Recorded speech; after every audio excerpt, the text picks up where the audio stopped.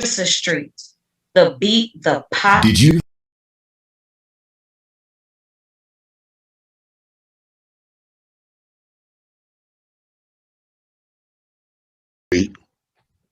A pure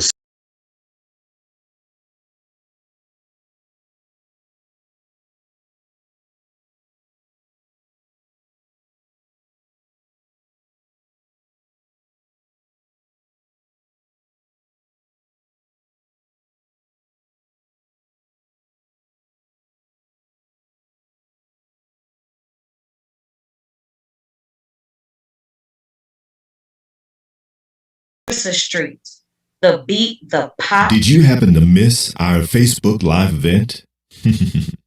You're not alone. There's a beat on Clarissa Street. It's not too late. Right here. Catch it tonight, live, July 24th, 7:30 p.m. on YouTube.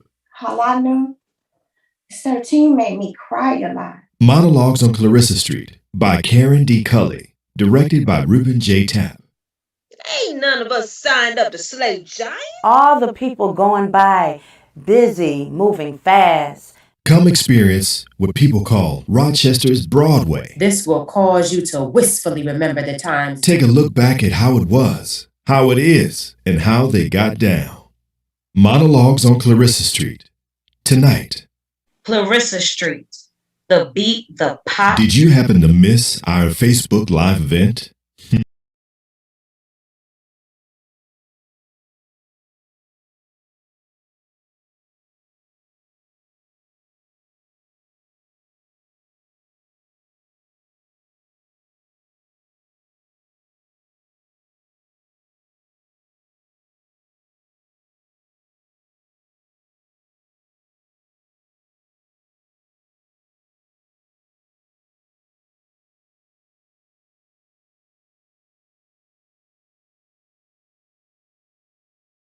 Sound.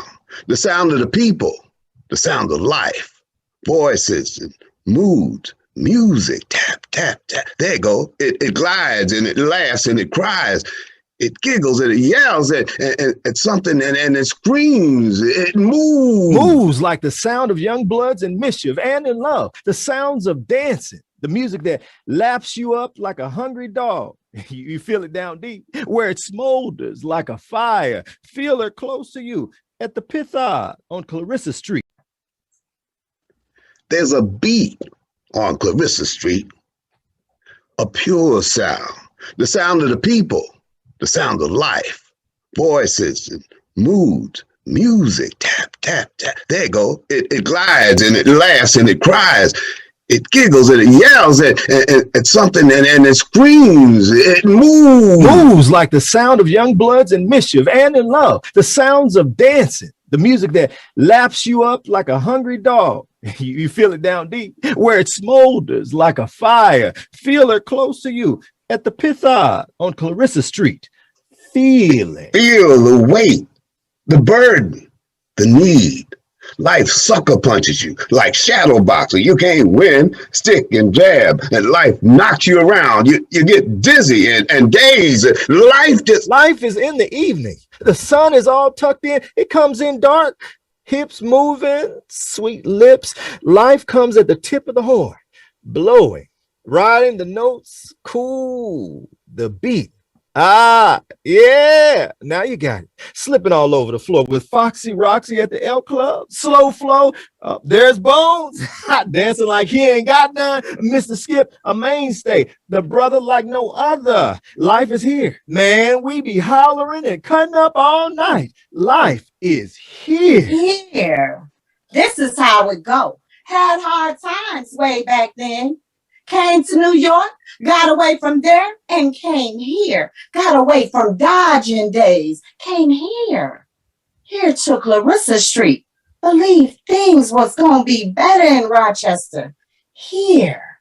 Here, the Flower City. Back in the day, colored folk running. I missed the stop to 125th Street. Slept through Albany. Last stop, Rochester, New York.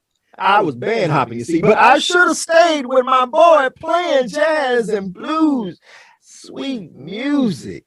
Dragging home, notes still pulling my ears, stumping my hair. Came here They told me things was different here. Different state, same. Shut out the past. All that was wrong back there. Shut out the near misses. Being down there. Being knocked around, ignored, disrespected, pushed around by life. Life knocked me around, jumping from club to club, jazz, drunk, down and out. All the old jazz dogs dreaming, playing hard for the love of the horn, the love of the music. What kind of life is that, huh? Playing a gig sometimes just for food. Then my boy Larry died. He strung out on horse, overdosed in a dirty bathroom one night. Her name frozen on his lips. It was hard to hear the note we made. I felt lost. Sometimes I wondered it didn't take long to see that things was going to be hard. But the Third Ward was much better than Alabama or Mississippi. Better than scraping and starving. Better than monkey, spook, nigger, shine. Better. I knew someone here. We decided on Rochester, New York. Better for the family. Better. Better than shadows. No. I miss the trees on the land. Miss the wide open spaces. Country air. But some folk remember the air filled with the stink of burning flesh and sorrow. There ain't nothing like that here. I miss the trees. Wide, wonderful. I miss the shade trees. Trees that go bump. Trees heavy with sad, ugly things. Arms and legs. Better than yes, sir, and no, sir. No, sir. No more of that. We worked hard and didn't get nowhere. No more of that. I had dreams for my family. Dreams I whispered under my breath so they couldn't steal them away from me. No, sir. No more of that. That's making me mad. Mad shadow boxing. That's what it's like. No more of that. Crying, wailing, city blues. It's 1939. We're in the Depression. I'm going to play my music. Going to play my music. The old men don't see it like we do. Then step aside, because the white man got you running scared. Your eyes is growing dim. Look around. Your eyes growing dim. You dreaming. Dreaming. Yeah, I'm dreaming. Babies are safe here in Rochester. They can be something different. No things that I couldn't know. Dreaming. Dreaming. Your young men will see visions, and your old men will dream dreams. That's what the Bible says. But we come up here in 1930. The missus say it was 31, but I know it's 1930. Left Alabama. Stole ourselves away, but we's free. Us begging the moon not to push back the darkness. Begging it not to give us away. Sidestepping through the shadows. Lone figures darting on and off a country road, listening hard for the sounds of backlash in white sheep. See, cause Mr. Man had twisted evil in his mouth, and it come out a smooth, hard, greedy lie, like cold glass. You owe me some money, Otis, he said, trying to chain us to the land. I had to do something. I felt my empty pockets turned inside out, and that's when I saw a vision. A whole field of grown colored men like me, all trying to dance on a dime. He got all I had, so he'd be back for the rest. I know what that meant, and it wasn't good. So we stole away, but with a little something we kept here. See, we left everything else behind, carrying our lives in 2 cardboard suitcases. The missus took a pot and a skillet, black and seasoned, tried by fire. Can you see that? Stole ourselves away. I'm a free man, but I stole away. I saw a vision of myself and others dancing on a dime. A mess of colored folks dancing on a dime. got on a train and headed north, crying and praying and moaning and moving away. Then slapping our knees and laughing, had us a fit of giggles after Ohio, cause old Jim Crow slipped on his ass behind us. we was rocking sideways, and tears was just streaming joyful, deep down, belly laughing. Now I stopped, Rochester, New York, with fall in bloom and all full of herself, cool and fresh. The missus say September, but I know it was October. We went off walking through the street, looking at, the sight of the trees. Some painted the color of pale pumpkins and others red and orange like embers of fire. I looked up and down the street. I could hear the sound of the water, and that's a good thing. The water flowing, bringing life and hope. I smiled at the missus and squeezed her hand, and she smiled and squeezed back. We walked on over the high street and got us a place to stay. Before they tied all them streets together and just called it Clarissa Street. But colored folks were coming, dreaming hard in the third ward. People welcomed us, laughing at our rough clothes and us grinning. They said to me and Mrs., y'all just fresh picked from the farm, just too country. Stop all that grinning. They turned away from the sight of us. They mistook our joy. Didn't know we had stolen away. We didn't know that they was ashamed. We didn't know we brought back memories, wide open fields and hot air, country. But we was all pulling on the same thread running through our lives. Times of being poor and helpless and hated and alone. Look back beyond the memories of trying to dance on the dime. Our dreams were round and fat, full, like a woman big with child. Our rough hands was used to hard work. The missus wanted a place she could grow bunches of greens. Winter cold came pushing through the holes and cracks, uninvited day and night, searching for a warm place to lie down. And we kept on working and shoveling and shining and scrubbing and scraping and sweeping and cooking and praying, determined. And we got a bigger place, more rooms. Then the babies marched out. The missus had hard labor, had more blues than we could handle. We lost our oldest. And I looked around and I asked the missus if we did right by leaving. She nodded and squeezed my hand. We found out Jim Crow had family up here in Rochester, standing guard.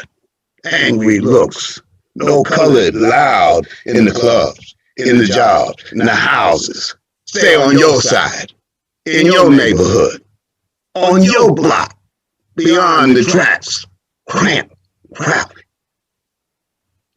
Think we gave up? Don't mess with us. See, you got yours, we got ours. Benevolent helps. Come and see the new and improved. We stepping up, springing up, keeping company, creating from a need, a culture, and a class all our own. Business was booming on Clarissa Street. And we was all together. Wasn't nobody studying white folk about trying to keep away from us. Besides, we had all that in Mississippi, Alabama, Georgia, Tennessee, but that was the way it was, the sad part of being the way it was. But we had to live. The Depression. Last hide, first fight. Wasn't much to shovel. Shine, scrub, scrape, or cook. But we prayed. And my visions came back. Grown men dancing. I couldn't sleep. I woke up scared. I saw women and babies, dime dancing. Colored folks waiting on Roosevelt to bring hope. See things our way. The young ones laugh, shaking their head. I say, let's hear what he got to say. It's 1939. The fellas meet, sit, letting the drinks go down easy. Talking about long ago days, about when we was young and small, afraid, looked around and watched for shadows and things that go bump in the night. Letting our shame and anger over dime dancing days wash away in laughter together. We watch these young cats nowadays, strong, hard, angry, and shaking our head. We still dream a world, dream and hope like old men do. Remembering the days behind and looking ahead, declaring like watching the future.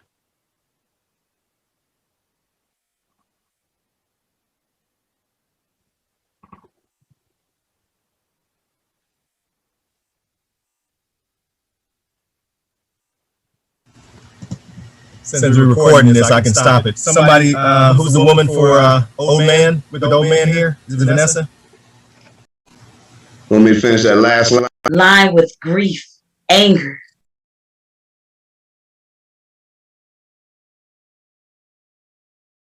Color folk dreaming, working hard in the third ward. Ward. We in the third ward. All those gone days. Days now turn, dime dancing is still in. Tap, tap, clink, clink. Clink. The sound of metal spoons. Bread lines. Soup line. Lines in sad faces, line with grief, anger. Tap, tap. Tap. Sitting at the bar. Drink to remember, then drink to forget. Forget the sad lines, trying to forget the faces, trying to shut out the sound of tapping. Tapping is the sound I hear. Shut out the sound of sighing. Shut out the sound of crying.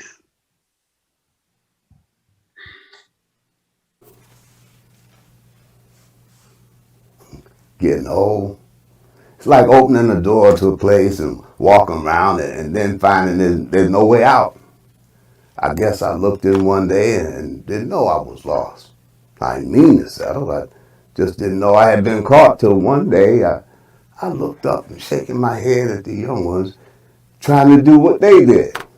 I had to sit down laughing, wishing I could still do some of the stuff I did when I was a young man. Remembering how it used to be. Man, I got old too soon.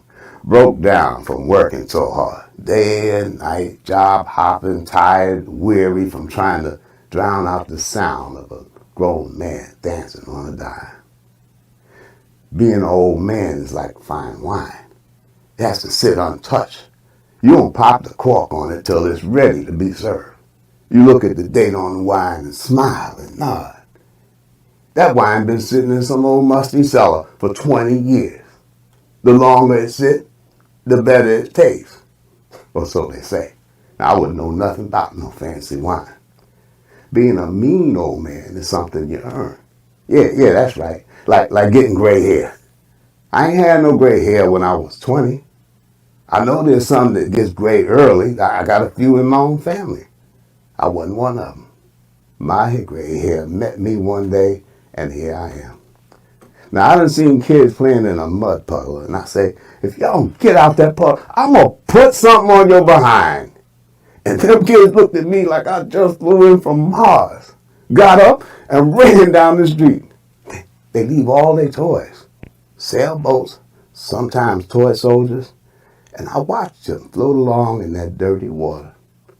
I know there ain't nowhere to float no boat, The puddle is all they got. I imagine being a man at sea, with the wind in my face and the salt spray, going places I dreamed of once, like the Far East, China, India. Hopping a freighter, working as I crossed the ocean, seeing people I ain't never seen before. And I could see all those things in that dirty water. Then I stopped dreaming, because I'm old now, and the time for dreaming different is gone. When I came to Rochester, I had hope. I saw things, and I realized the South had followed me here. I thought Jim Crow didn't live in Rochester. Then I found out he has uncle, aunt, some cousins, right here. Man, I thought I left all that mess in Mississippi. Should have known better. Now they say I'm a mean old man. Not mean, disappointed. But I ain't going to correct them. Because if I don't like something, I tell folk how I feel. I see them kids doing something, I yell, and they scatter like flies. I'm a mean old man, but I be smiling when they run away. I smile because I miss those mischief years. See, we grew up too fast. Didn't have a choice. Pushed into being adults. Just kids doing grown things. That's how it was. It wasn't, do you want to do this or what? No. It was, boy, go do what I told you. I was glad to come here. Glad to get away from the nasty, brutal South. I met my wife in Mississippi right before we come here. Man, she was something else. We ain't had no kids, though. We were sad that we didn't, but we helped out with the family wherever we could. That was how it was. Your family needed help, you helped. When she passed, it left me by myself again. I meet the old cats and we just sit around and talk about when we was young, full of piss and vinegar. Now you wouldn't know it now by looking, but I was once a real ladies' man. Yes, sir. The ladies couldn't get enough of me. Now that water them kids playing after it rains, they can't wait till it stops, and here they come. I see those toys, and I want those days. I want to come back to the days of making mud pies and grass casseroles, and I say to myself, if no one would say anything, I'd be in that puddle, playing and imagining something different. Stomping around in that dirty water after the rain, stomping my troubles away.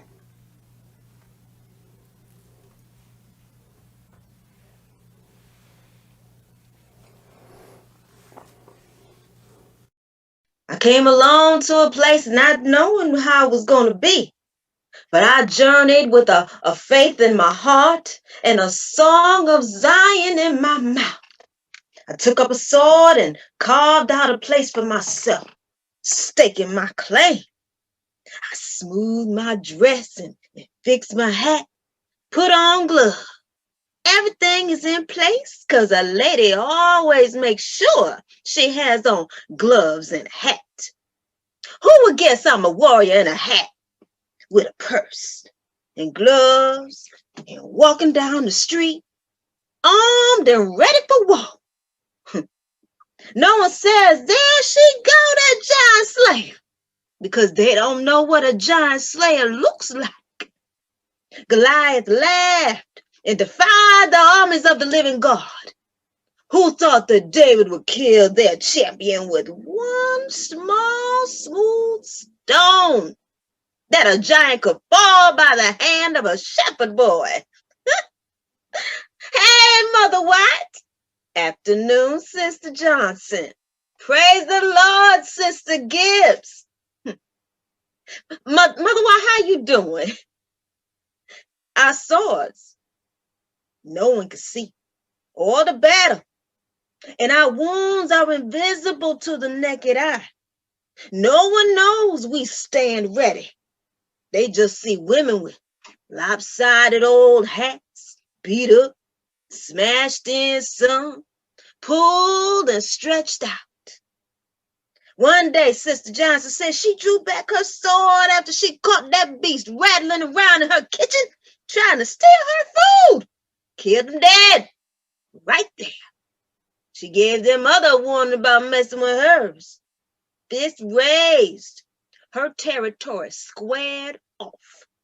Another time, Sister Gibbs said one come crawling through the window, swallowing the heat from the house. She got him too. Ain't none of us signed up to slay giants. It just happened that way. One day, we was home baking. The next thing we knew, we was put in the army. Just like that. Warriors don't even look like they used to. Armor shining in the sun, helmet set high and a long, terrible sword. That was the army of old. Those were the physical wars, the flesh and blood battles, bodies piling up, advance, conquer, retreats. We started fighting giants on our knees or leaning on our favorite chair, our prayer closet. We had to learn that the battle wasn't ours, but the Lord's, and it's there we get armed and ready. There are the warriors that live around here, next door, down the street, around the corner, marking off territory. We know that warfare is serious. We came here with a hope and prayer in our hearts. Families moving north away from misery. How can white folk think that she should be content with nothing? Why they got everything? I killed my first giant back home. I wasn't going to stand for it.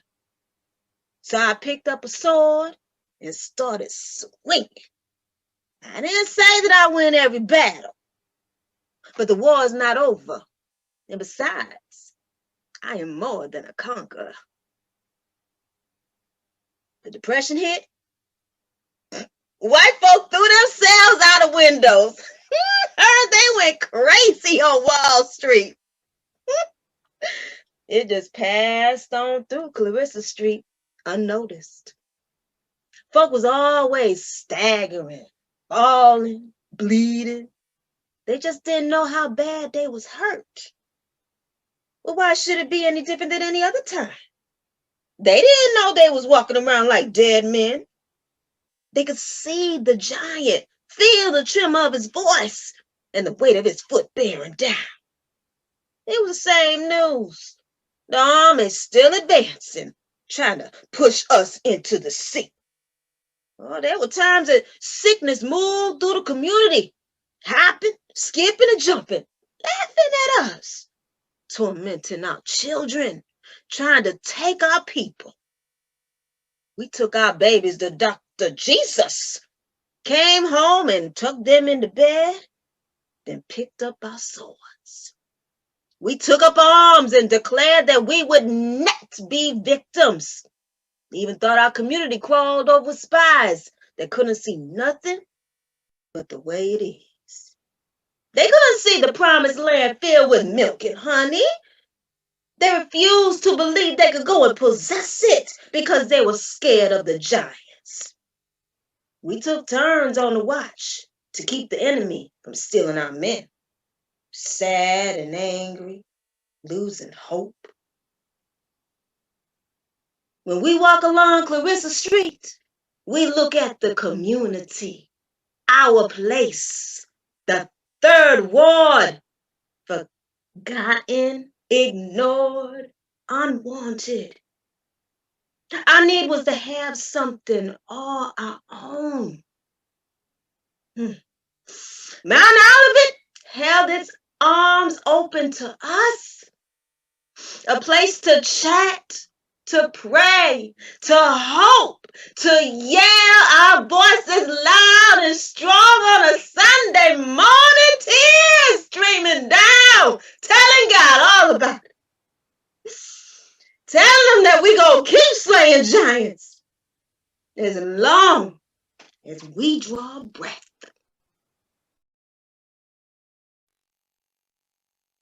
Why we came to Rochester? There was a difference in Rochester. The summer heat didn't shimmer long, and winter bites down hard.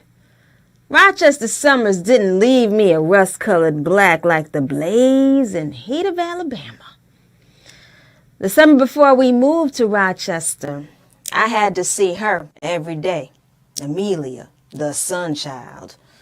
She played games with her father. He was her playmate, a friend. He took time, 'cause he had time. From my refuge under the house, I heard Mama sweeping and scrubbing. I always knew when she was kneeling on the hardwood floors or chasing dust that escaped, laughing and running out the door, catching a ride on the wind to land in my hair. Outdoors, I played chase and twirl and statue and watched butterflies flutter by, carefree, while I imitated and wandered alone. But I wasn't really alone, 'cause I had my imaginary friends to keep me company. I think the days would have been unbearable without them. Sometimes they said and did the funniest things. Mama and Daddy kept talking about leaving. He told her one night, "Anna Mae, you only got one pair of knees. Why she have you scrubbing on your hands and knees all the time?" My mama sighed and said nothing. My daddy told her he wanted to see about us going north. He said something about us having a better life. I thought about those conversations while I was under the house, watching the waves of heat move slowly across the yard. At noon, my mama would call me in. "Grace!" she yelled, then frowned, watching me crawl from under the house like Poke, our hound dog. I followed her to the back of the house. "Wash yourself, girl, so you don't bring none of that dirt in the kitchen." I would shoo my friends back out so that Mama wouldn't see, get mad because they were dirtier than me. Lunch was laid out on the table. I ate in the quiet kitchen noise while Mama scrubbed and cooked. She looked up at me and smiled. Then Amelia entered. I had to shield my eyes against the blonde hair, white skin, and the sunshine that followed after her. She called my mother Anna Mae. "I'm hungry, Anna Mae," she whined. "Anna Mae, not Mrs. George, not Miss Anna Mae, just Anna Mae." My father was Wilbur George, but the son child, to her, he was Wilbur, or just Will. It never occurred to them to add Mr. or Mrs. or Miss to a colored person's name. Mama stopped and smiled. "Yes, honey, Anna Mae gonna fix your lunch right now." I was almost blinded by the light. Mama spooned up soup real quick and made a sandwich. "You go get yourself down and sit yourself down in the little dining room, and Anna Mae gonna bring your lunch." "No, I will eat right here with Grace." My mother turned to look at her, then me. She was confused. "Now, honey, you supposed to sit at the dining room table, not here in the hot kitchen. It's cooler in there." "Anna Mae, it pleases me to sit here." She cut off my mother's words. The discussion was over. I kept wondering why my mother was speaking about herself as if she was not present. But I finally got it. There had to be two Anna Maes. The one that went home with me in the evening that could whip your behind like it wasn't nothing. And then this one, bending and scrapping at the whim of the sun child. Mama sighed quietly and put the plate in front of her, frowned, looking away. "My daddy said I could do whatever pleases me," the sun child said, picking up the spoon. "And it pleases me to sit right here." She was right, because I heard him tell her. I remember I saw him scoop her up in his strong arms. She held his neck with a child's tightness, firm yet soft. He had smoothed her hair, his child. He carried her around the yard like he was holding court. He would pretend that she was a great lady and bowed to her and said, "Yes, your majesty," and "No, your majesty." She would order him around the yard, making her giggle and laugh. Her questions bubbled and popped.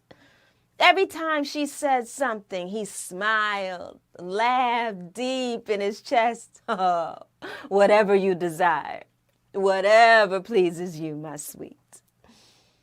I thought about how he was able to take time with her and the names he called her. Sweet, sweet girl, sweet pea, sweet thing, honey, sugar, baby, me. I was just Grace.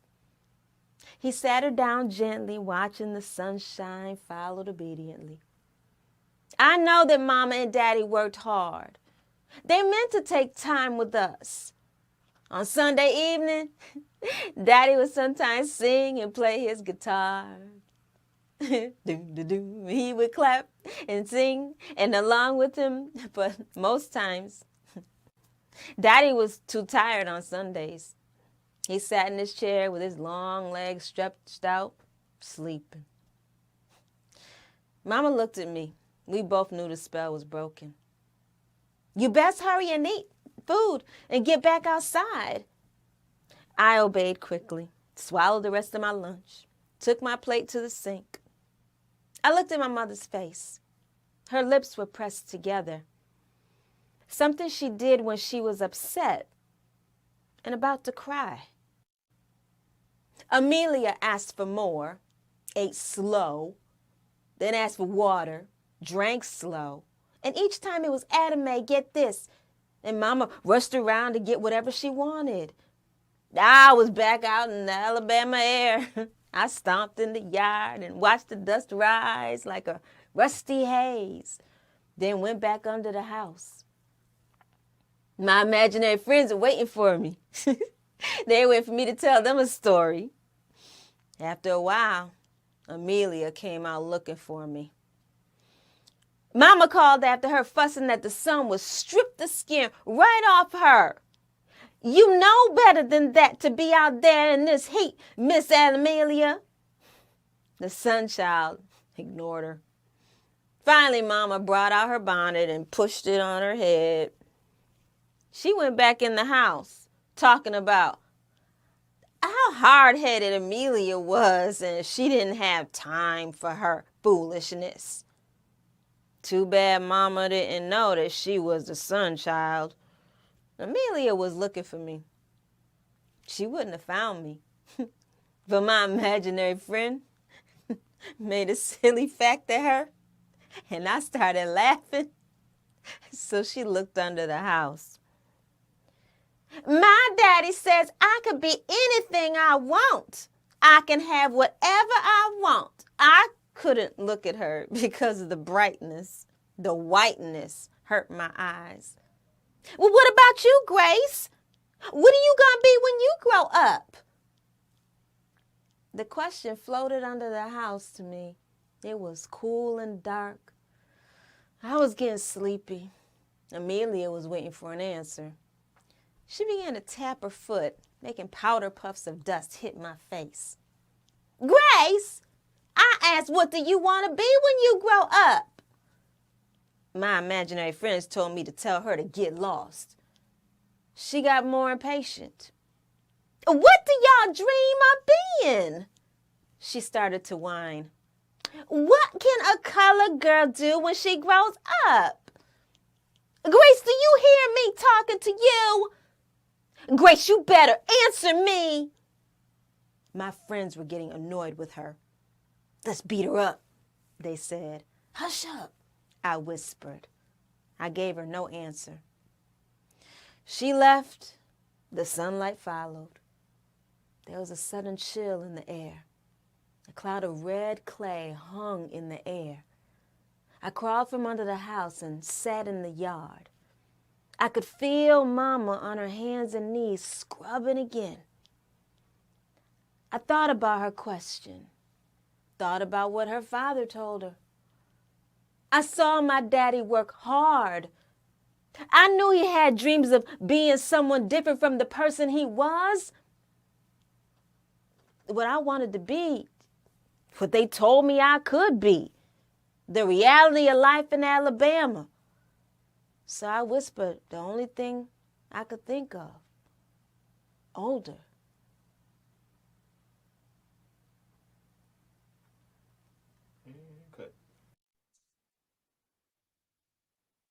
I couldn't wait to turn 13.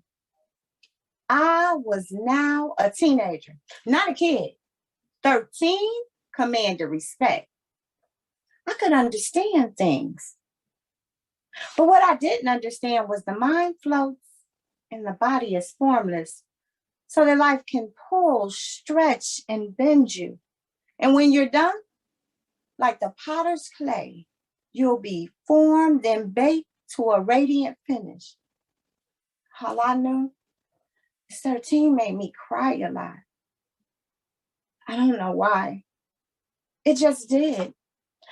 Like the time Teddy was walking down the street with some of his friends, and he saw me sitting on the stoop, but he pretended that he didn't see me. He acted like I was invisible. Maybe I was. When I was younger, I was always included in the games at the lot. They always said, "You coming, Dina?" Oh, that's short for Bernadine. Or, "We need another player. Dina's a good catcher." Now, they just pass by my house with sniggles and whispers. Why do boys have to be so dumb? Who wants to play with them anyway? Well, I guess I did. I cried because he said something and they laughed at me, falling all over themselves. Laughing at what? Nothing. My brother Ralph tried to explain. That's what boys do. They laugh at nothing. They roughhouse, act stupid. And then, as if to let me in on a little secret, he said quietly, when a guy sees someone he likes, he really acts stupid, so the girl won't know he likes her. Honest? I said. For a moment, my brother's face hid nothing. A glimpse into the mind of a boy. Not much there. Sure, Dina, he said. Then he put on his cap. Before he left, he said, don't be asking me any more questions. You hear? Ralph was 2 years older than me. He ran with a bunch of boys that reminded me of a pack of wild puppies, clumsy and silly.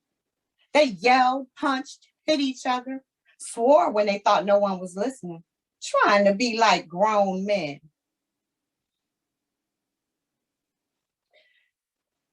"13 drew me into secrets of romance, of adult themes carried on in whispers and dime store novels, of delicate white women caught up and carried away by forbidden desire. My shape started to change. I wasn't straight up and down anymore. I had a curve or two. Mama bought my first bra at 13. She took me to the store one day, didn't say anything. You getting soaked? You're gonna need a bra. Here, try this one on. I looked in the mirror at my butt and breast. Wow. I'm almost a woman. Look at me. I felt different. That summer, I grew taller and curvier. The underwear, I still played down at the lots with the boys when they let me. I still ran hard, came home sweaty and dirty. Until the day I was lured into the shadows. into dark places with Teddy for stolen kisses. I began to understand what it meant when your body changed. He acted funny after that. Like he didn't know who I was. And it hurt. Time came and went. 13. I stopped playing with the boys, but I could still hit the ball, could catch and run. That was before girls understood that it was okay. They could do fantastic things and be known as athletes, writers, and scientists. Before there were leagues, clubs, and superstars, there were children playing on the streets and in the parks, dreaming big, telling each other how things were going to be when they got grown. Things would be different until they realized they were the same. All pumped up, my brother Ralph moved away too soon at 16 to some place called On My Own. In his mind, he just wasn't free enough. We listened to whispers of war and wondered what it meant in Rochester, New York. We played like children do, not knowing, but trusting to a future prepared by others. We talked about wars and rumors of wars and soldiers and killing. We played enemies shot dead on heaps of grass, lumps of dirt, and vacant lots. Our armies marched through neighborhoods, capturing stoops and garbage cans. Mrs. Jones' house was the safe haven, the shelter, home free, and winner of the war. We won. Our games were silly and young. We laughed at everything and at nothing. We played jungle and moved like panthers do in Africa so far away. I read about panthers, lions, and tigers. My favorite was the panther. Sleek and beautiful, regal and black. I wish I could see a real one, but he would probably whine and freeze in Rochester. Africa's only a place we could dream of. There are missions and ladies that aid Africa with pennies and nickels hard to come by in the collection plate. So to me, Africa is a box with clothes and shoes in the church dining room next to the piano. I thought of the children in Africa, playing like we played, running and laughing. I hated it when white people say they want to help civilize Africa. They say that Africa is dark because it is the land of heathens and savages. Which makes me think of a whole continent where no one can see because it's so dark. There's no sunlight, just blackness. They said they need to be the ones to bring the light. Like they have a big switch that will light the whole continent. I started to think about what happened to places after white folk brought the light. Things didn't work out that well. I didn't believe they wanted to help them. They hate Black. They say Black is evil and ignorant, and they need to help so they won't be so Black. So I'm confused. Does helping Africans make them less ignorant and less Black? They make us hate Black. So we hate ourselves and run afraid of anyone that is too dark. I play with my dolls, only in private, because I didn't want Ralph making fun of me. But now, I looked at him differently. Sateen dresses, ribbons and bows, blonde hair, and white porcelain skin. I was beginning to notice things. I wanted to keep my fascination of my dolls to myself. I would look at her and wonder if she had any advice she could give me. I told her that I missed being able to play with the boys. Mama said that it was time for me to act like a lady and stop all that foolishness.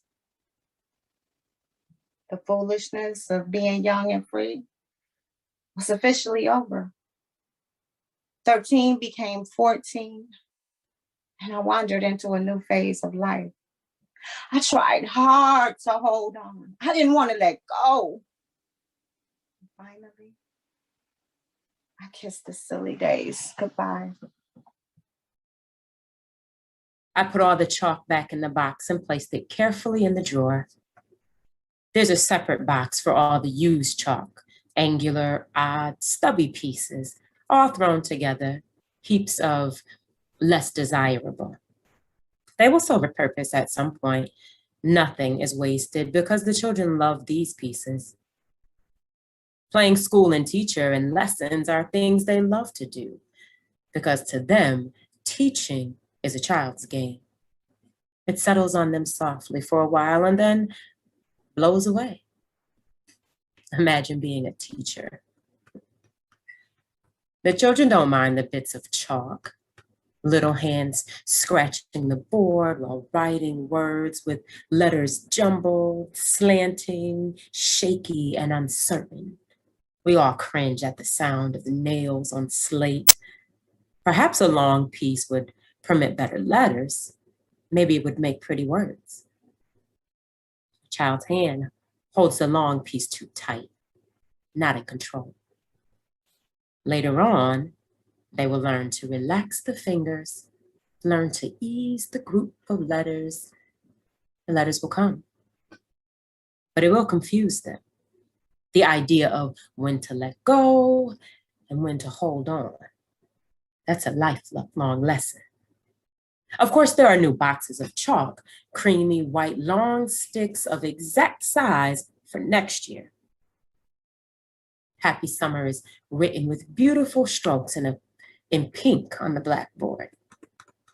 The children come in and gasp amazed at the pastel shade they have never seen and the bold flair of the letters that slant just right, dip and twist like a work of art. The boards are always black and the chalk is white. Now they know that colors are striking because they are against a black background. Perhaps they will see because of the richness of the black, there is beauty. But I never do this until the final day of school. It gives a long-lasting impression. My students are Negro, sitting straight like soldiers in their seats, hands folded, because I tell them that slouching is not acceptable. I scold, correct, and love them. With eyes sometimes cast down, they obey and smile. I make them look me in the eye. Reminders of Paul are not welcome here. The children are a collection of assorted browns, faces, arms, and legs with shoes that love to eat socks and nip at heels, worn out dresses and pants that have outgrown too many school days. They learn bits of hate from each other early. Even before the alphabet and numbers, innocent mouths speak ugly, hurtful words. Spook, nigger, darky, because who loves black anyway? They are angry and don't know why, and hungry for hot cornbread with cool butter, greens, chicken, and yams. A mama and papa without frowns and discontent, without tears, without words that stew and storm and yells and screams, and white folk whose eyes don't hold hateful disdain for our Negro child. I think about the Harlem Renaissance, stories and poems about and by Negroes. I try to explain they are quiet and listen, wondering and fascinated over the subject of dark skin and what it feels like in 1939 to speak of rivers and weary blues, to grow deep and touch where? Oh, what it's like in Afro Rochester to dream or think of something so extraordinary, other than the factory or cook or maid or the depression or desperation, or how to aspire out and away, how to get to the place where skin color is not an issue. All the decorations are put away as per the custodian. The floors are clean, the walls painted. Blue would be nice. I wonder if I have done enough to help them. Are they a little closer to certainty and moving further away from the cramped places, the stereotypes of what a Negro child can hope to be? Have I quietly given them enough to sustain them through the belittling, bewildering times? The days when they will see clearly through the illusions of freedom and equality, push on and finally settle into resignation. School year is not long enough because other lessons last a lifetime. Have I reached them? Taught them dignity and self-respect, given them a new weapon in the war against words. Love yourself. Has my own dark skin given them courage? My situation is not far from them. The lounge is for teachers. I am among them, but separated. I think of my girls. Will they be able to choose the challenge, another road, and not be dazzled by fast men in monetary flutters? And my boys, yearning to do man things, watching, tasting, trying. Will they grow angry and frustrated, then disappear into failure?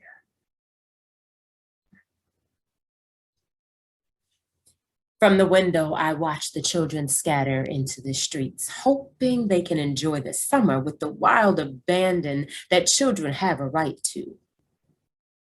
But it's 1939 and the depression lingers.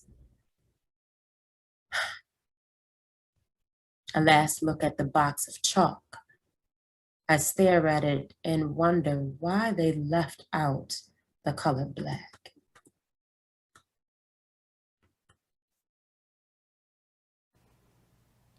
Daddy said stay on the porch.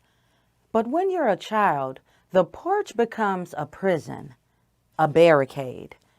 So you peek through the wooden boards, straining to see the dark, busy, buggy world, daring them to make an appearance on the porch, entertaining yourself for a few minutes when you capture a bug, and then finally the ultimate sacrifice. Game over. Still on the porch, watching the parade of life go by. Hours of tag and twirl, chase and tackle got old, but stay on the porch. We came to the boarding house on weekends and holidays, watching the faces of the people traveling from the south to all points north following work in Rochester, staying in the 3rd Ward. All the people going by, busy, moving fast, not looking down, unaware of the children because by their standards, we were invisible. We see folk carrying food from Smitty's Birdland or LaRue's restaurant. The aroma hangs in the air.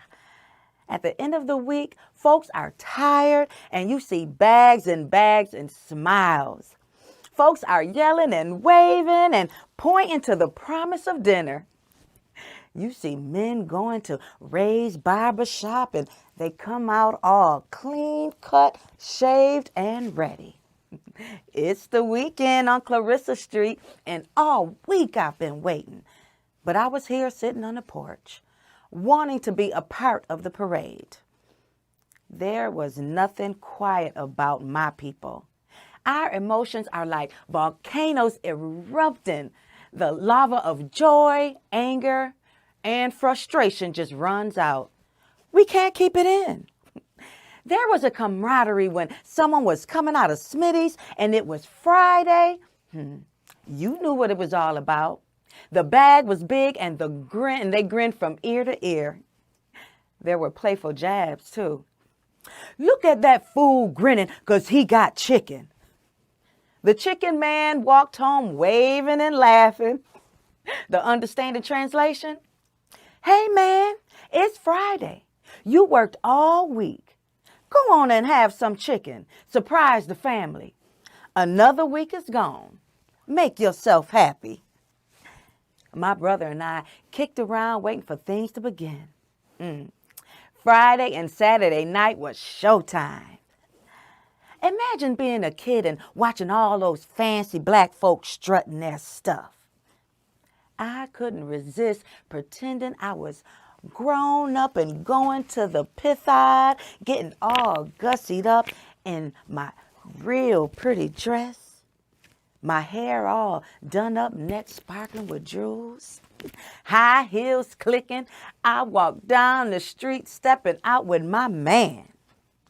I imagined coming out of the house as my date came up the walk, extended his hand to mine.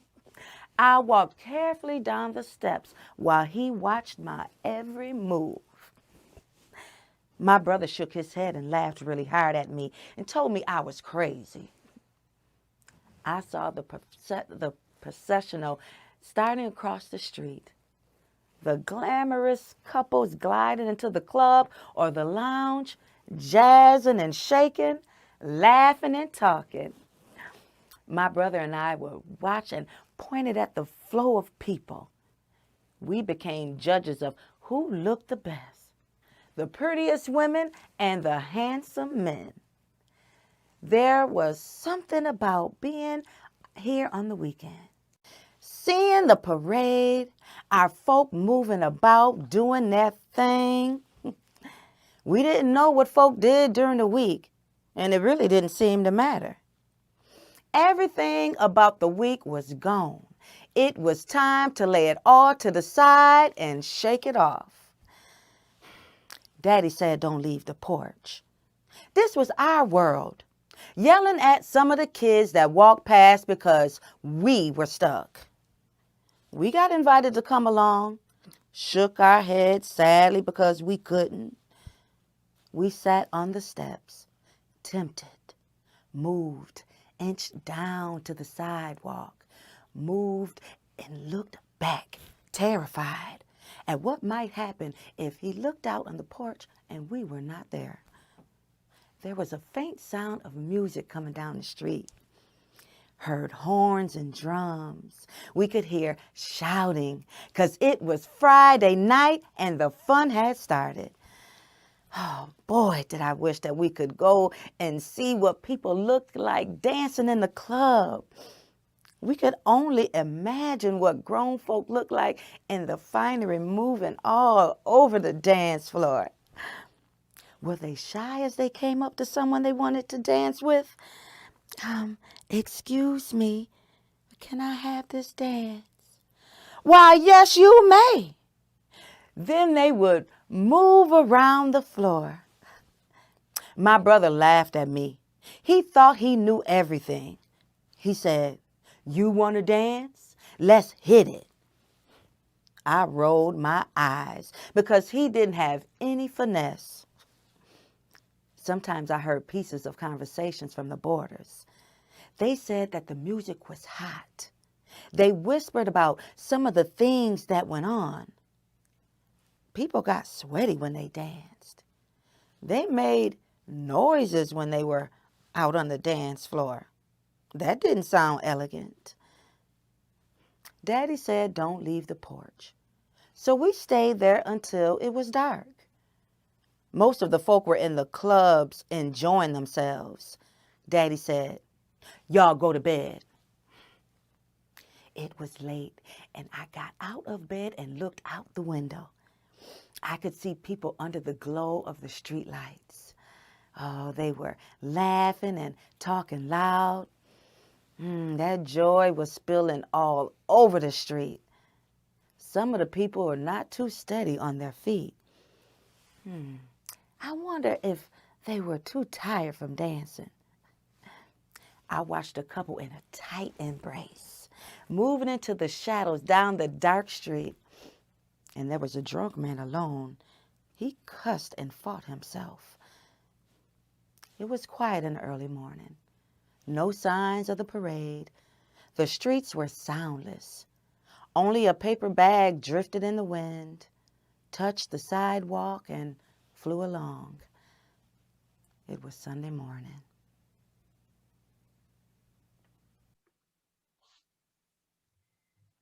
Don't take much for me to move. It's in me. The music pulls me. Snap, pop. That's how I like it. My feet tap, tap the rhythm. Saturday at the Pythodd. Smoky, slow, cooking easy, fast and hot. Moving sexy, hips doing their own thing. The gents come in nodding, dap all around. Now here I come sashaying to the table slow like. They stop talking and just stare at me with those silly grins. I smooth my dress. It's making a statement all its own. Oh, baby, come on. Yeah, girl, dance with me. They whisper. Slide yourself across the floor to me, foxy lady. Saturday night at the Pythod or Scotty's Lounge, Rochester's Broadway. Cab Calloway was born here, you know. Clarissa Street is just like Harlem. White folks were curious. Come have a look. See what we doing on a Saturday night. All the greats coming through here singing, ready, set, swing. We were screaming at the musicians playing notes that keep taking us places we ain't never been. Shaking the floorboards, the best dancers. Yes, this is the highlight. They say, "Fuck, you sure look good." I love because I know I do. Because this dress is hitting all the right places. They say, Foxy, the want, the hold, the dance, oh, not too close. You see, the night is young, whispering hard, things they know they don't mean. I know, liquor can make you talk some trash, begging, pleading, acting a fool. Will you remember, if I see you on the street on Monday with your missus, you gonna say hello or keep walking, hoping I don't rat out your sorry ass. Whispers of love, holding on while caught in the frenzy of hips and hot music. Buy you a drink, foxy lady. Come here to me. You sure look good. I laugh and lean back, put my hand on my throat, take a sip and leave it to melt away like the night. This is the gathering place, our place. See, I work all week. I'm still young and single. I like the nightlife. Don't know if I want to settle for the house and the babies. Right now, it's about the music, feeling it crawling to places. I got to shake off the best way I can. You know what I mean. Glad rags on. It's Saturday night. Get social, get moving and stirring under your skin. See, I start getting dressed early in the evening. Got my dress out. It's a little warm. hair up, pulled up with my own decorated combs. I had one pair of stockings. It's hard times. Had to borrow one from a friend. That is one stocking, and she made me swear I would give it back to her unharmed. You can't be wearing cotton stockings to a club. What would that look like? Some girls put a black line down their legs like they wearing silk stockings. Things have not gotten that bad yet. Or have they? Besides, one of those gents gonna take care of me. I'll see to it. They want to come home with me. They beg, squeezing hard, and I laugh and they beg. Feeling hard, I whisper, meet me in the front. I gotta go to the little girl's room. I go out that back door into the cold night air, laughing alone. Pythodd ain't no joke. I've been waiting all week for this, waiting to see who all is coming to the club. The week is a memory sometimes I need to forget. See, when I get to the club, I have amnesia. What Mr. Charlie did to me all week, the hard times, the cold looks, no time for that, because we talking about the music and the women, legs that go on forever, touching you, feeling like fire. Stick sits at the drums and start that crazy beat, feeling it deep down, thump, thump, thump, thump, thump, thump. The fellas snapping their fingers, leaning on the bar when they start to yelling. Come on, Sticks, give it to us. It's something you feel deep inside as the music starts to play. When they start to yelling, the beat moves through me, travels down my arms into my fingertips. Casual eyes, moving, scanning the room. The lights be down low, seeing shadows on the dance floor. Shadows that merge, moving, and melting. Cool, daddy. Swing your partner around that floor. This ain't no hold down, so take it slow, baby. Then the beat changes. Oh, she know what to do. She know what to do. Sweating easy, her skin glistening in the faint light. Lift up off the floor while the room yells your name. This is always the talk about dancing at the Savoy in New York City. The dancers, man, are like rubber bands doing impossible things. Get it, Stick. Go on, do it, man. You got it. I grab my partner, man, and we like one body, moving, moving. The music come to an end.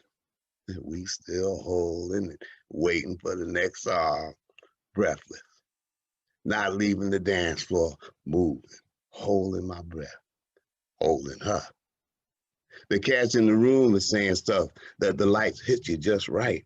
I mean, here we are in the center of the room. It feels like the center of the universe. Nobody but us two, not wanting to break the spell. Then here come Bubba.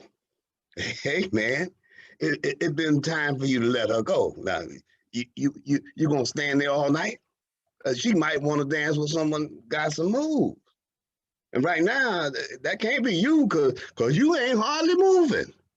Step aside. Let a real man show you how it's done. She wiggled away, give me that knowing look. I know, cause I watched that ass move away from me, and it had something to say. Smiled all the way home. It's Saturday night, but the night is young. You know, in the later years, people like Les McCann, Johnny Hammond Smith, Jack McDuff, and the Three Sounds would be regulars here, making the 50s and the 60s a decade of show enough jazz. Show enough.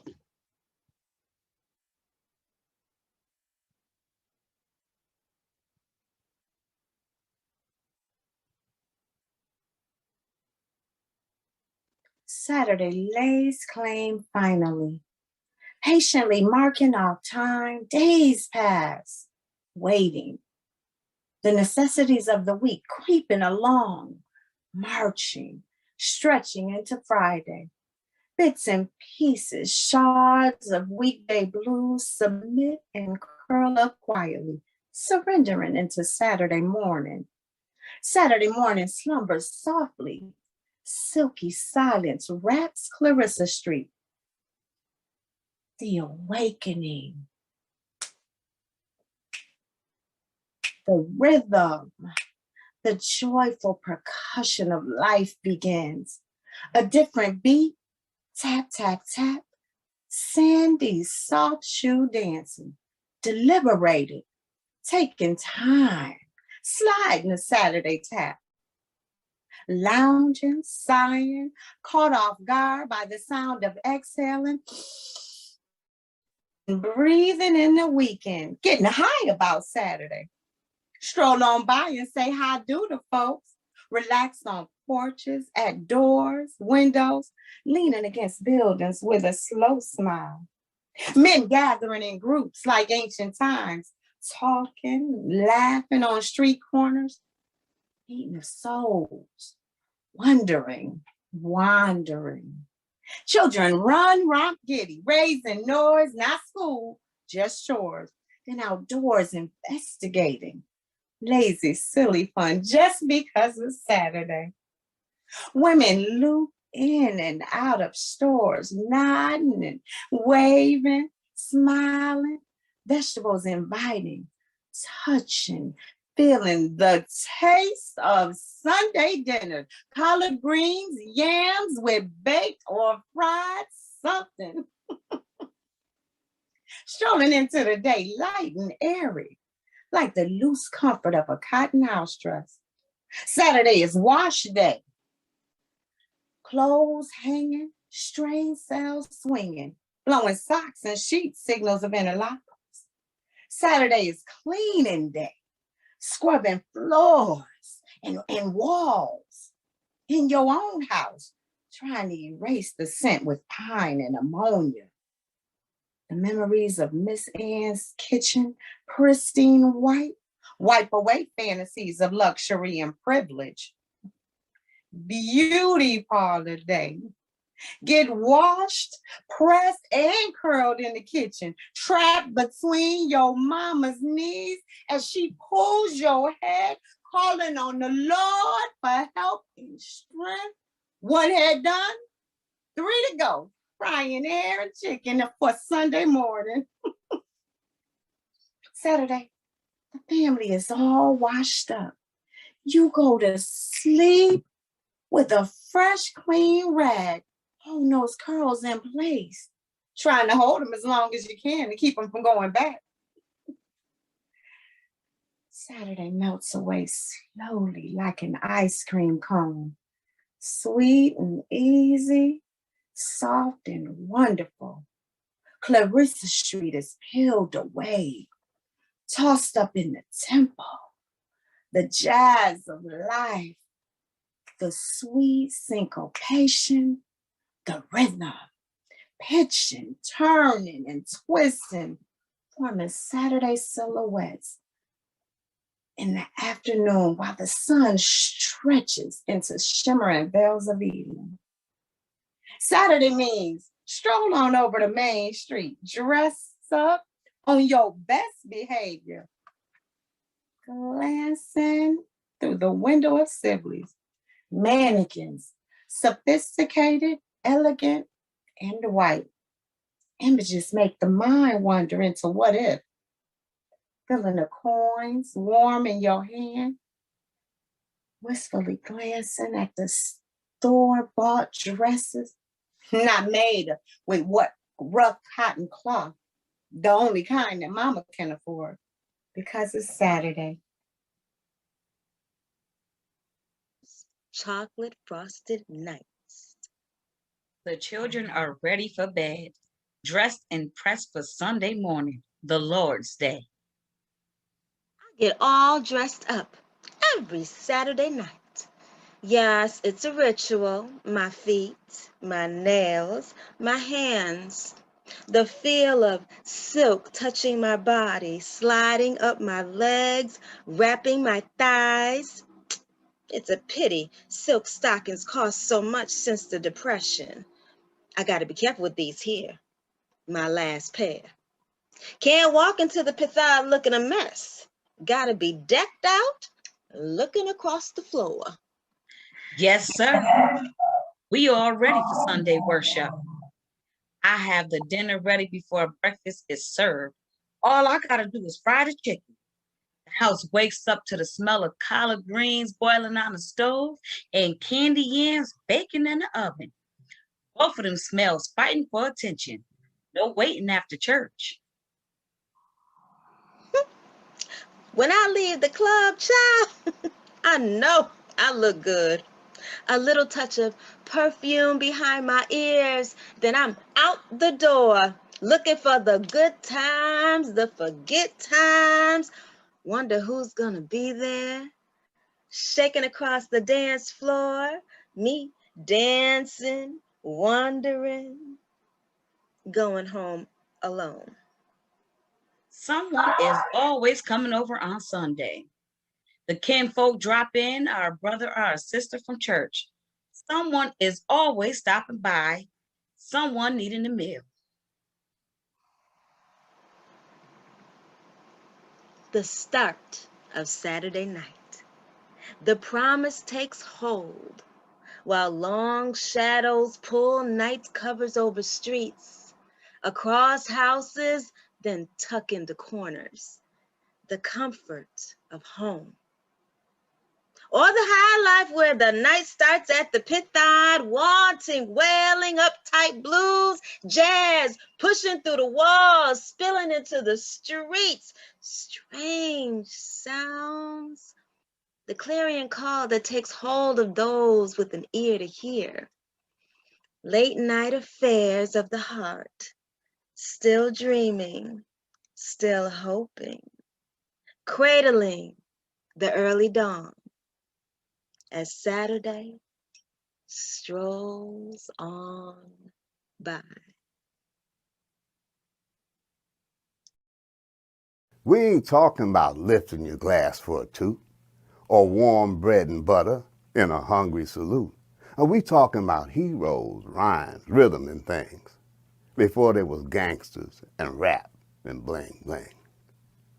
There was Pimpin' Sam, Conky Mohair. They swaggered and swore with a street debonair. It was Piss Pot Pete, Mr. Shine Cocaine Shorty. Their deeds were told in words that were funny and naughty. Now you mix iced tea and Cube for a drink, but we had Mr. Shine refusing to sink aboard the Titanic a long time ago. The ship the Brits said was more than so-so. Well, it seemed as the boat was about to go down. Shine said, hell no, I ain't fixing to drown. So he jumped off the side and into the sea, start chugging and paddling, quick as can be. Now the fishes and sharks might have been looking for lunch, but he took care of them with one great big punch. Before there was rap, with the bass and the beat, there was boasting and toasting on neighborhood street. All the men crowded round just waiting to hear about Dolomite, Stagger Lee, about chugging down beer.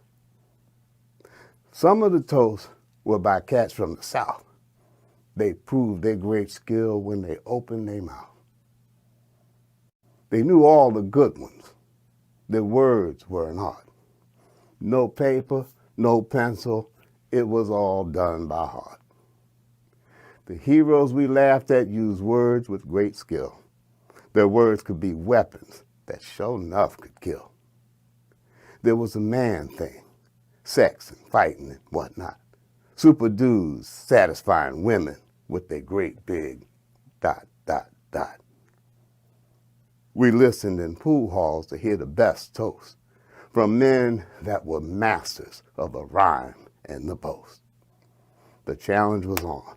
It was easy as that. Who could make the best toast at the drop of a hat? There was Cherry Red, Homestead, Hatchet, Van Penn, trading off rhymes, Mr. Shouting of Men. We listened, amazed, out in front of the store, laughing and hooting and crying for more. It could really get crazy with the toast in the crowd. toasting got rowdy. No women allowed. We could sit there and listen for hours to words, to adventures and schemes like we ain't never heard.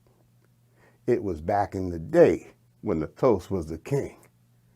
You could remember a toast even if you couldn't sing. There was jazz and the blues, and that was special, sure enough. But the words of a toast, now that was great stuff. Before there was rap, with the bass and the beat, there was Piss Pot Pete with his 18 pounds of hot meat. There was Derringer Youngblood, who was quick on the trigger, what we used to call a crazy black nigga. Now the toasts I remember on the streets way back then, I could recite by heart before I was 10. Those days is gone. The toast was an art. The best of the best are still in my heart. 70 years later, the words are still there. Our heroes, their deeds, their street debonair.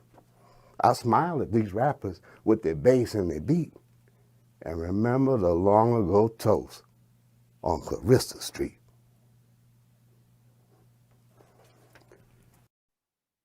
Afro Rochester, a place, the profile. People of African heritage declaring the undeniable connection across the generations. Survivors of the Middle Passage to America. Lord, remember us. The coloring of a city from all points south. Fugitives from down yonder. Howard Wilson Coles, historian, researcher, passionate about us. You carried the torch, wore the mantle, and started crying out like Brother Frederick, a voice in the Flower City. Hope, peace, and joy gave us something to hold on to. Encouragement.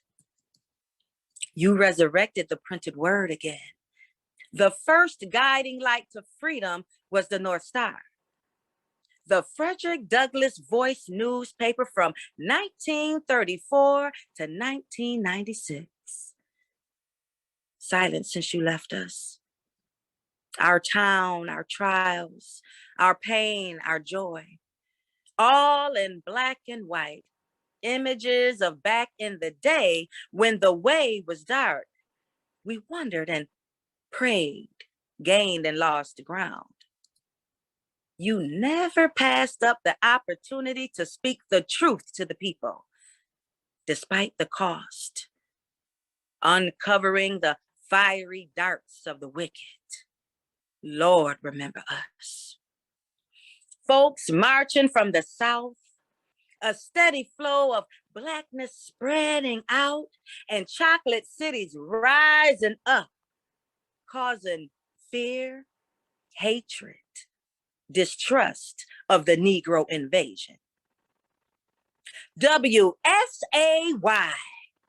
This is Howard Wilson Coles coming at you on the radio, transmitting live, a new medium.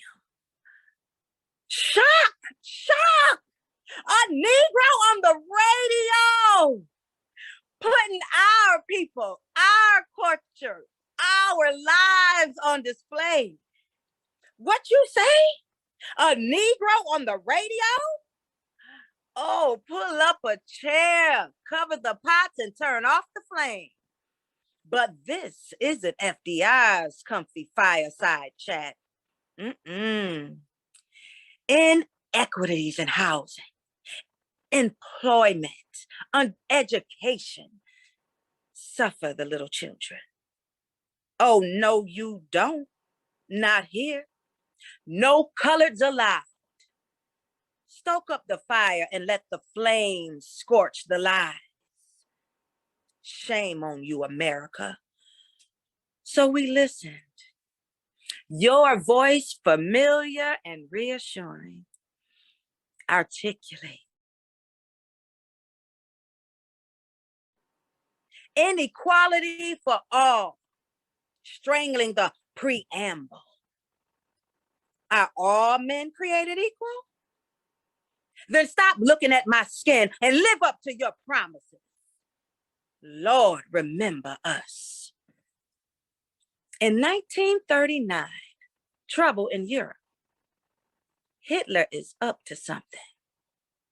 The Nazi Party, incendiarity, racism, dangerous propaganda. While goose-stepping across continents, there were wars and rumors of wars, making the world safe for whose freedom? Whose democracy? Oh, hypocrites, hypocrites. While Negro people live in the background, legally disenfranchised in America, we came home to a country not ready to yield or honor. How can you say land of the free and home of the brave? What land? Whose home? There was never a time that you were afraid to speak your mind. Folks squirmed. Howard Wilson Coles. My skin might be black, but my money is green like yours. Patronize Negro businesses on Clarissa St. Keep it in the community. The 7 principles of Blackness, not born. Yet cooperative economics were encouraged and practiced. This message is brought to you by the Negro businesses of Rochester, New York. Take one giant step forward. Ready or not, here we are. Gaining a foothold in 1939. You might as well pay attention because we are not going anywhere. Scholar, the cradle of freedom. Historical account of Negroes in Western New York. Once upon a time, we were captured, put on a boat and brought to America. They took us off the boat. They forced us to do hard labor, whipped us, sold us away like cattle, broke up our families. Some of us stole away, escaping to freedom. Being Black in America isn't easy. The joyous, weary, belligerent times. The catalyst for change was our voices. Do remember us, Lord. Speak up. Speak out. Tell it as hard and as long as you can. Tell it until the barriers fall like the walls of Jericho. Until a sleeping nation wakes up and shakes itself, answering and ashamed. Never be afraid. Agitate, agitate, agitate. Your name may die with time, but your accomplishments, the path, freedom, integration, God, honor, today is the journey yet to come.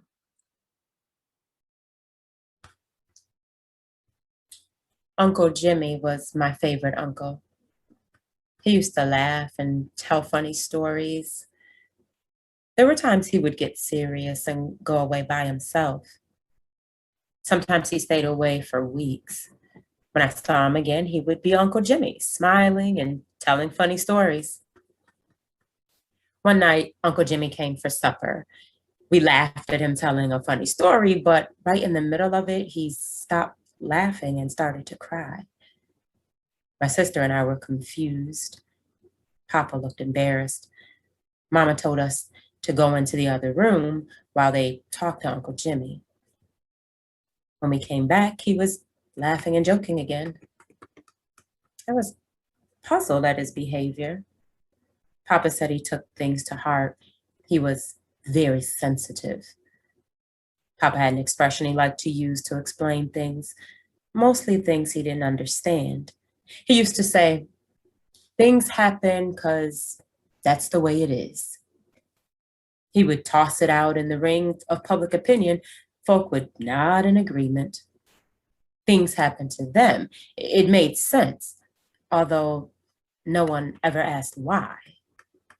Uncle Jimmy and Aunt Margaret lived close to us. They had 2 sons that were near our age. My cousin Caleb and JoJo worked alongside their father. There were days that my uncle couldn't or wouldn't get out of bed. Papa would go over to talk to him. He had to help Aunt Margaret and the boys do the work during those times. He had to get other people to help because he had his own farm to run. One day, he came over early to our place to talk to Papa. Their voices were hot whispers of the next room. I could hear the hurt and sadness in my uncle's voice. My father was angry. I heard him say, "Things happen because that's the way life is, Jimmy." I didn't hear Uncle say anything. The door opened and closed quietly. When I came out the room, they were gone. They found him one night months later, hiding in the woods, screaming and running from moonbeams and shadow people. He said he saw creeping across the fields. He said they were after him. The sheriff had to come. They took him away to a hospital in Tuscaloosa. Papa said he had to stay there until he got better. I asked him what was wrong with Uncle Jimmy because he didn't look sick to me. Papa said that sometimes people took sick and you couldn't see it. He said that Uncle Jimmy was sick in his mind. Uncle Jimmy was at Bryce Mental Hospital. I went with Papa once to see him. They made him work outside in the fields with other patients because they said work was good for him.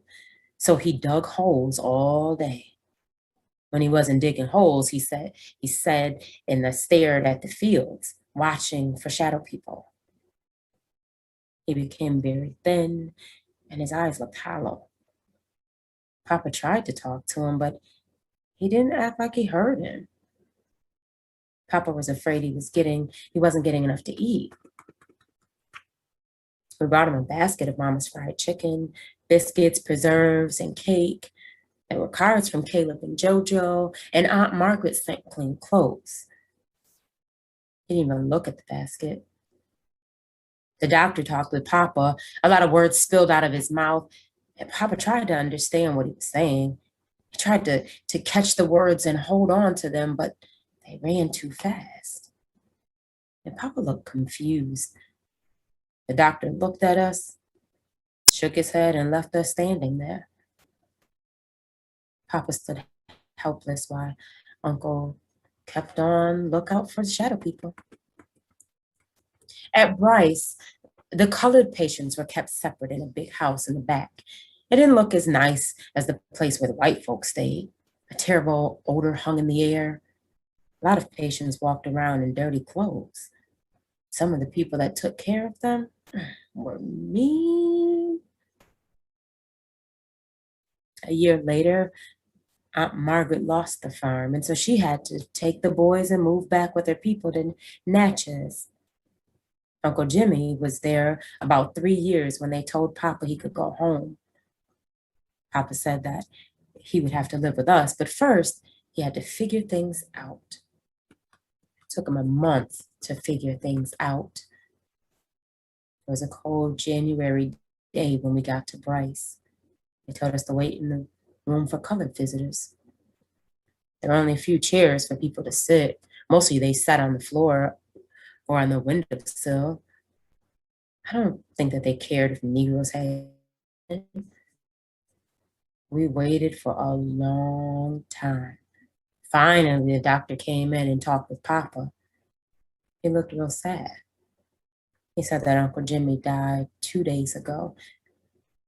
There was no way to reach us.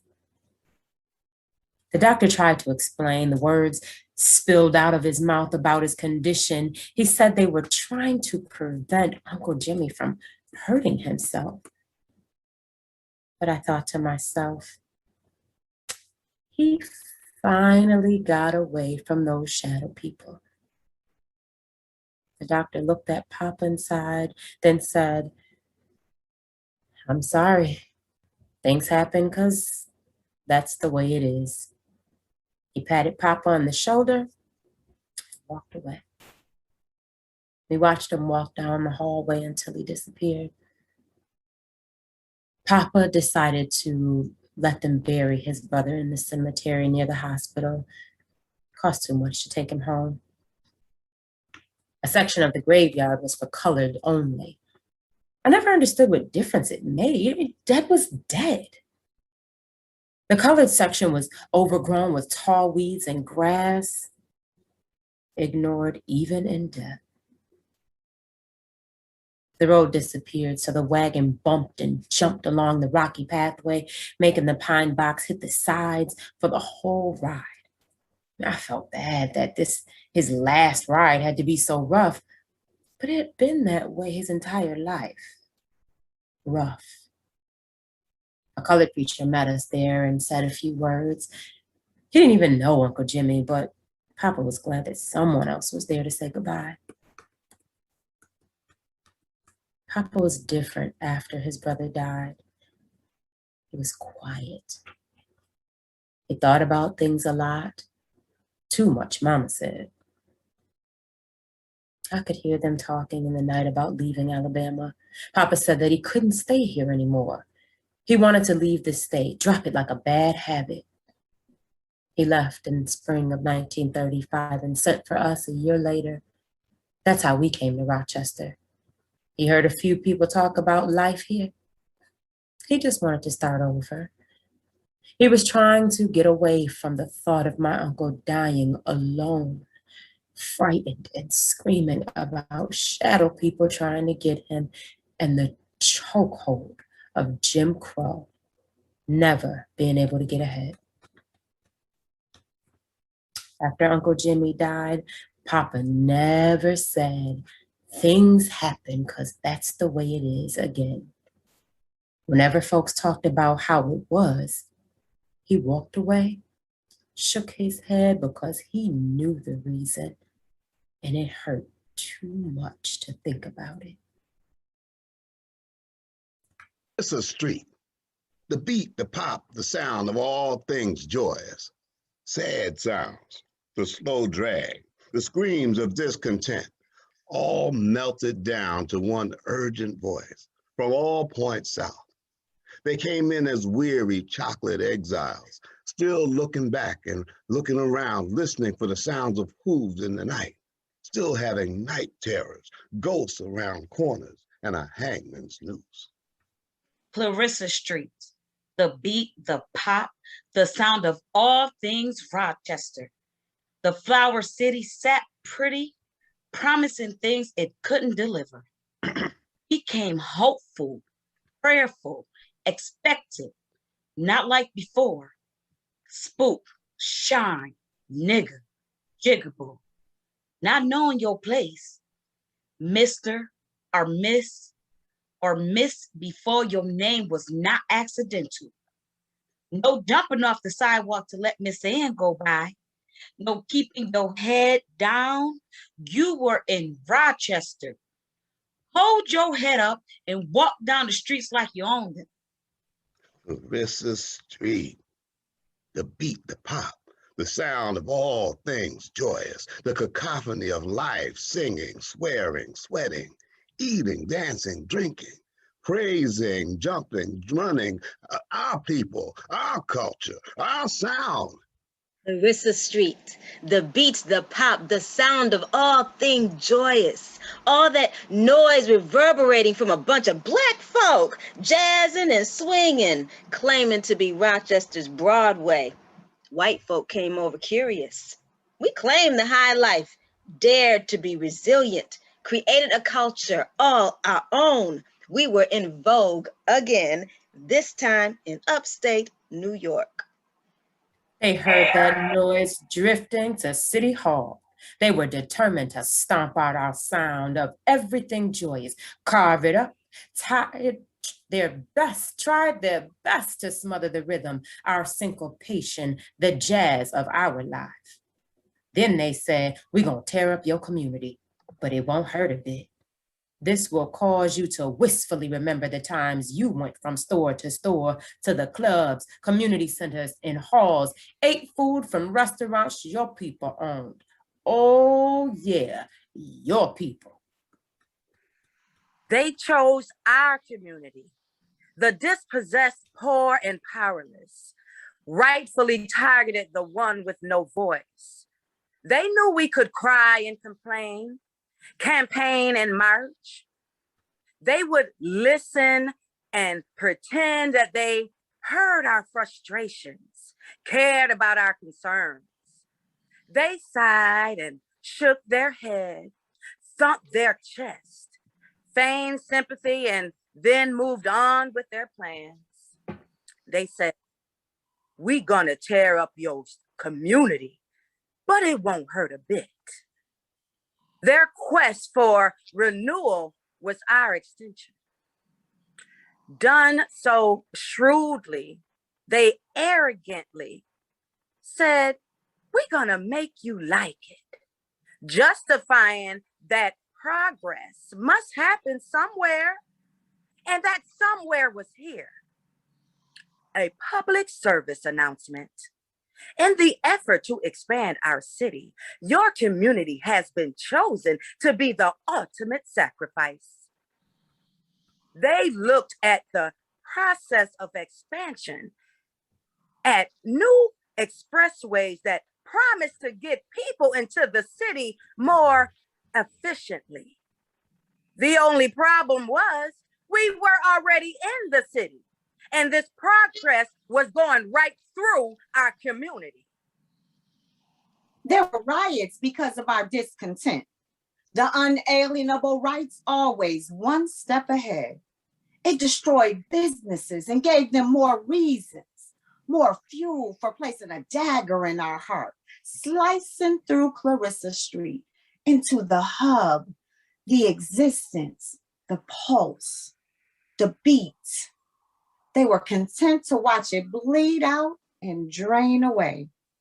They drew a red ring around the remnants to make sure that we would never again try to be something they feared. Unified. They were so convinced that children would not know that cooperative economics and exist in Black communities created because of exclusion and isolation. But contrary to historical lies and deliberate omissions, we did support businesses in our communities. They said, "We're going to tear up your community, but it won't hurt a bit." They were so sure that the years would confuse us as we strained remembering the landmarks because the city maps would change, covering the bones of our streets. But the old ones still tell the stories of Clarissa Street, like the riots of ancient time, begging an audience, urging the next generation to keep the fire burning, to keep the light shining. The city tore up our community, carved it up and sent streets flying in all directions, divided the heart. Bewildered people didn't know what to do. We looked around, heard the roar of traffic, lived in the shadow of the expressway, unsafe, the quiet streets gone forever. The bones are scattered. They didn't anticipate that the grills would keep the memory alive. They would get together and talk about what it was like back then. Like the ancient storytellers, they would fan the flame, making the generations to wonder what happened long ago. Folks would gather to remember. The Clarissa Street reunion is a reminder of the legacy, the resilience, remembering the movement of rhythm of life, love, and why we came to Rochester. Chocolates, exiles from down yonder, coming north, waiting to exhale, and daring to dream, daring to do.